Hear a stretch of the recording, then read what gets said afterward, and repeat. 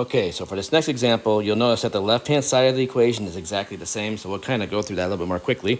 So again, first step in this problem is to solve the homogeneous equation, which is y double prime minus 3y prime plus 2y is equal to 0. And we saw in the previous video that the y1 of t is e to the 1t, and the y2 of t is e to the 2t. And you'll notice here that we have to always be careful with the issue of linear independence and dependence. And you'll notice that there is no way that we could ever multiply constants and add together these two exponentials here to get an e to the 4t. So these solutions are linearly independent. So because of that, we can just go in and build a very simple particular solution. It's going to have the form yp of t is just a constant a times e to the 4 times t. And so now if we go ahead and take our first and second derivatives of this, our first derivative is 4a e to the 4t, and our second derivative is going to be 16a e to the 4t. And now we're going to take and substitute these three functions into the inhomogeneous differential equation. So in place of y double prime, we're going to have our yp double prime. Sorry, I should actually erase that. That is going to be yp double prime, but that is going to actually be our 16a e to the 4t.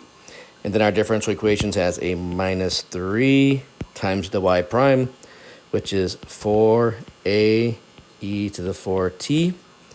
And then it's plus 2 times the y prime, which we started off with. It's not y prime, it's y. So 2 times our a e to the 4t. And that is equal to the e to the 4t, that is the forcing term on the right-hand side. So again, just to double check, this is our y double prime, this is our minus 3y prime, this is our plus 2 times y, equaling the forcing term. We can now multiply and combine like terms.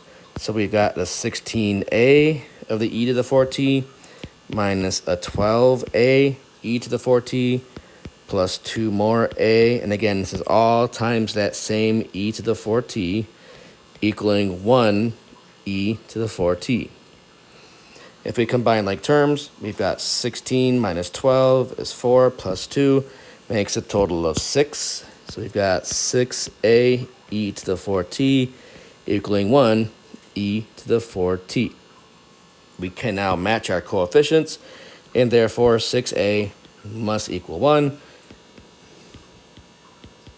So that forces our a to be equal to 1/6. So our particular solution, our yp of t, is just 1/6 e to the 4t. And then our general solution is y of t is c1 e to the t, c2 e to the 2t, and now plus our 1/6 e to the 4t. And again, it's very important to observe when you're done and you found your general solution that all of the terms of your solution are linearly independent.